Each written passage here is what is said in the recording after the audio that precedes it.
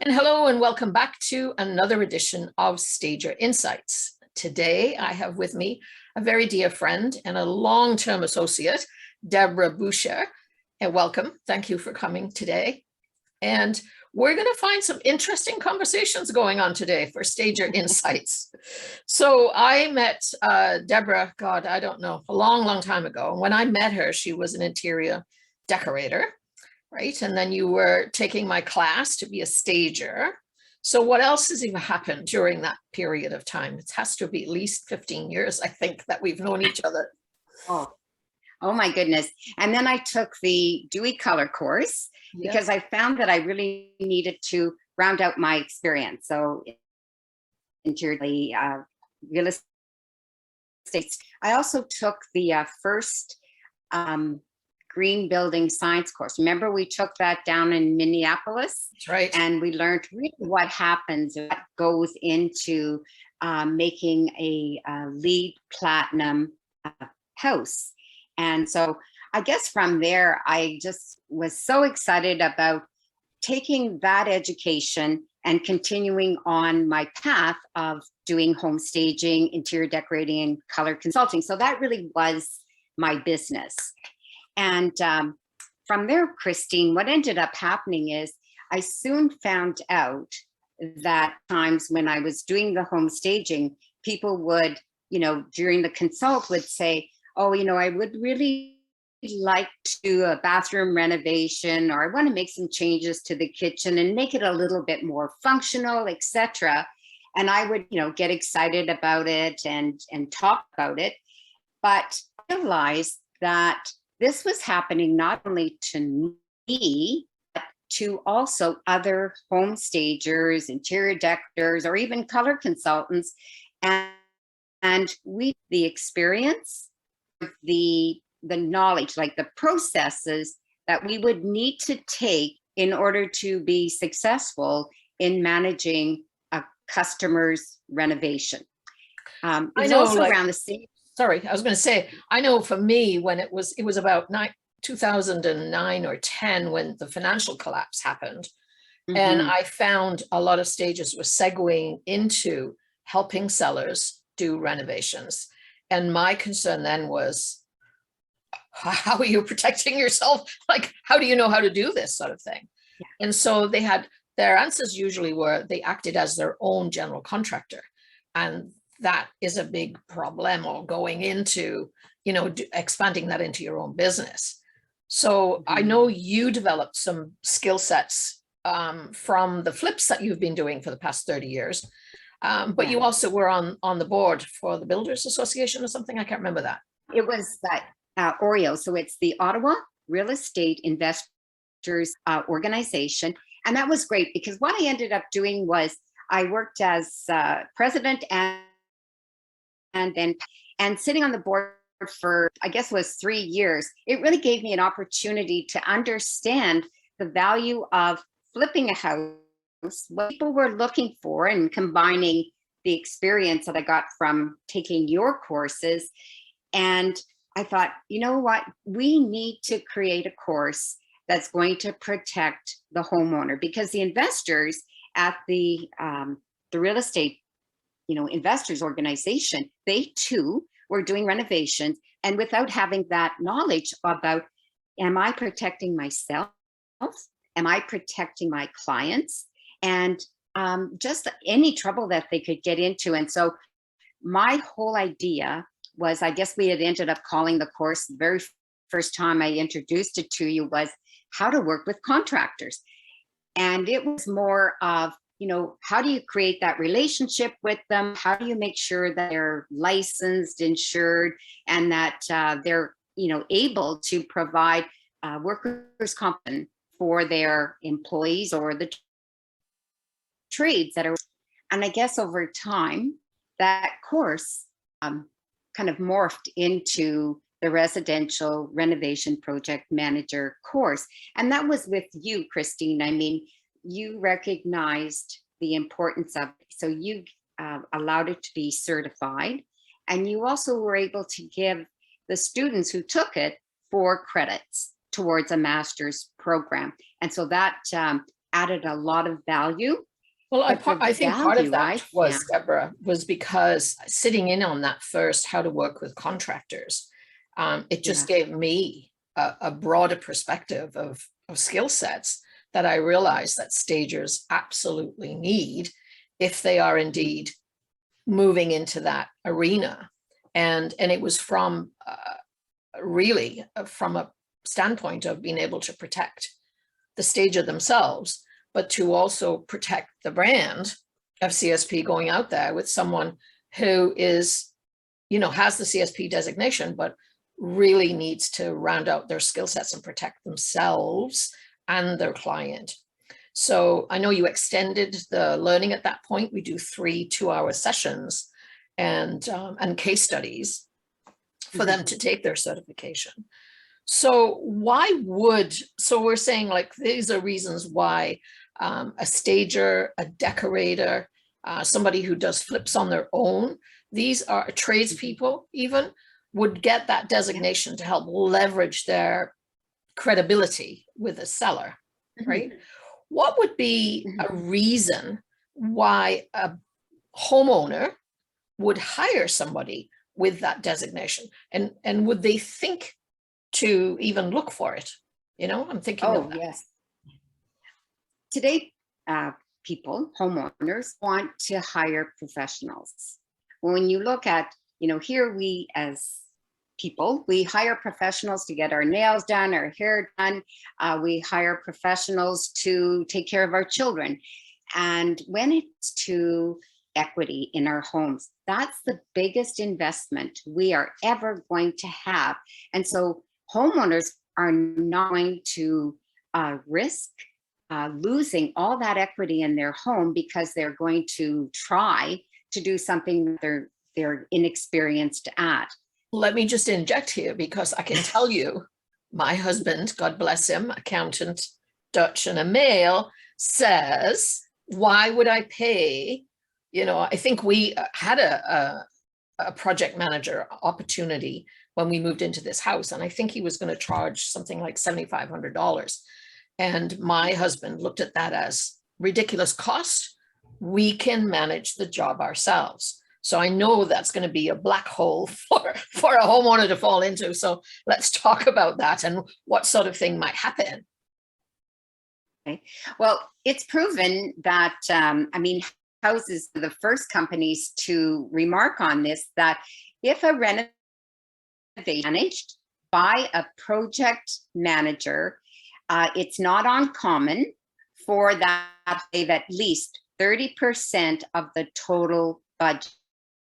Wow.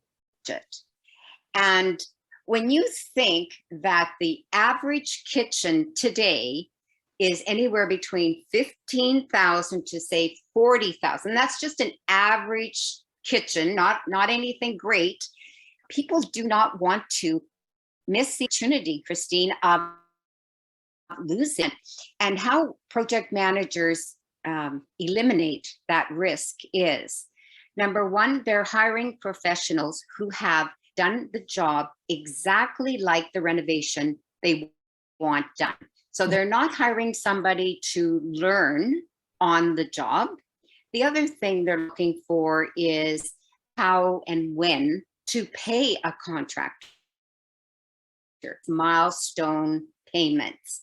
Very often a contractor will come in and full of promises, but nothing is written down, or he does give you a contract, but it's written in a way that you either don't understand it or it's written in his favor and not in the favor of the homeowner.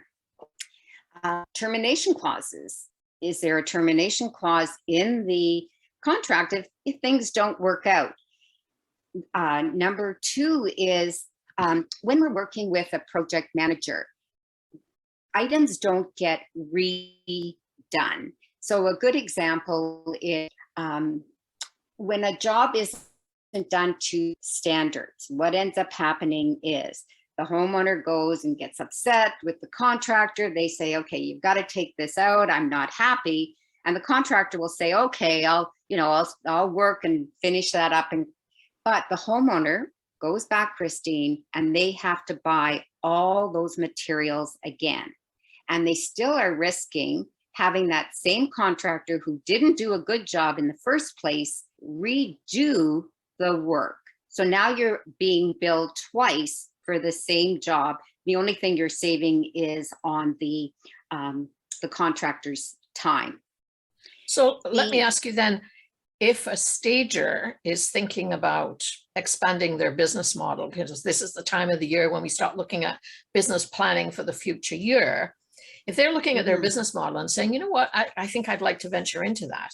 At the end of the course, when they take that exam and they get their certificate, in essence, the next person that they go out and visit with, that is their first job as a qualified residential project manager. So how would you get over that? This is my first job.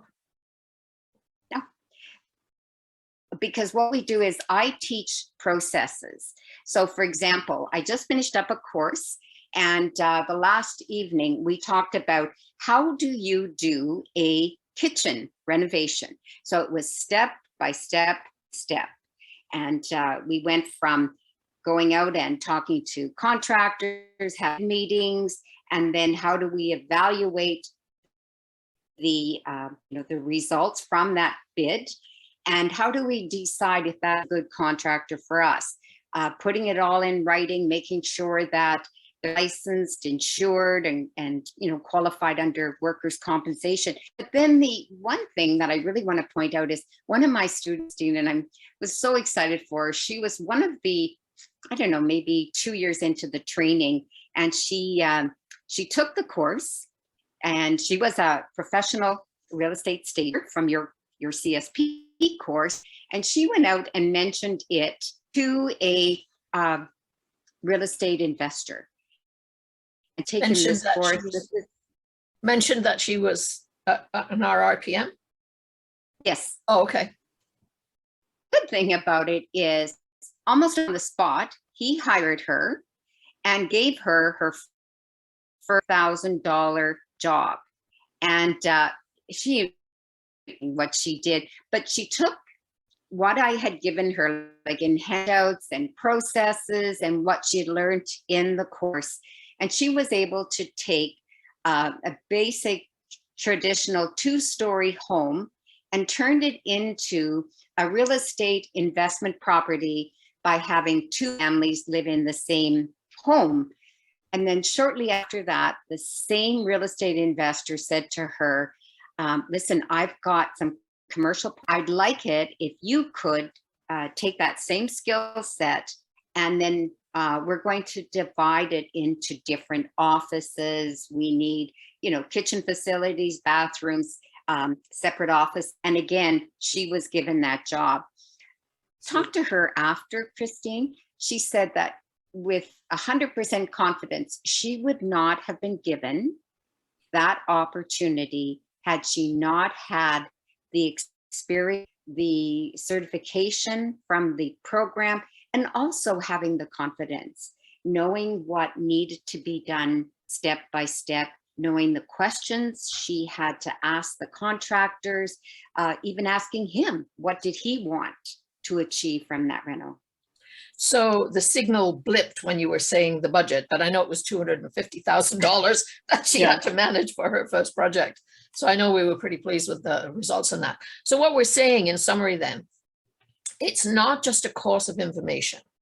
It is a course or a program of systems, processes, conversations, and also identifying pitfalls and how to prevent them, so that you're going in almost like with your own insurance policy, and also equipped with the knowledge to be able to convince a homeowner that it's a good investment to hire you with this residential project management designation. That's How correct. long is the course? It's what I do is we teach it over 3 weeks, so 3 consecutive weeks, and we spend 2 hours every week. So it's 7 o'clock in the evening till 9. And what we do is we do sections. So, you know, the learning of it, the contracts, the pitfalls, and then what we do is we go through all of the processes on how to do a kitchen renovation. And then the exam or the certification is the students have to demonstrate to me how they would do a bathroom renovation, what kinds of questions they would ask a potential homeowner, and based on that information, then go through the entire process. So at the end of the course, the students have the knowledge, they have processes, but they also have experience of having to answer the questions, how would I do a bathroom renovation? So then they have the tools to go out confidently and get their first job. So the question that always comes up is with students is, how much money can I make annually adding this to my bottom line? What sort of price points are we looking at? I mean, Okay. it will depend on how many projects they do, I would think, of course. Sure. But yeah, I would say that same range as a professional real stager. And so there is really no problem between 50,000 to 75,000, say, for the first 2 years of running your business, because you've got to get yourself established. You're spending time marketing and finding clients. But then in the third and fourth year, modest ticket right now because of the price of houses. Yeah. So I would say confidently about $100,000 a year people could make. Now you have to sit and you're not going to get it by sitting there and not actively pursuing clients, but that's. So would that be 10 projects in a year, do you think? Pardon me? That 100,000, would that be 10 projects, or do you think? Yes, that's working on about 10 projects. 10 projects for the year. Yeah. With each project, roughly between $7,000 and $10,000. And when you have good software to rely on and depend on and working with your contractor with, so that you're both talking the same language, it becomes very easy. Then you're saying, okay, this is how I renovate. This is how I renovate a foyer, and you know, single step or process along the way. And and the other thing is, you're not site every single day, because there are times that you're going to be off-site because it's too dangerous. It might be demolition, or the electric there and it's a small space and he doesn't want you there for the day. So you might only be visiting this for an hour a day.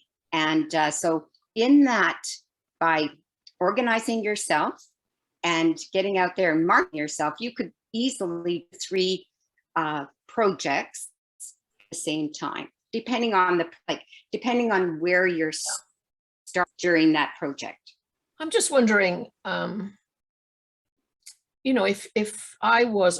if you knew somebody who, I put the term handyman, somebody who's a handyman person, handy person, let's just say, so not to be sexist, a handy person, somebody who sort of knows how to do stuff because their grandpa did it and their dad did it and they've taught themselves, maybe, sort of thing.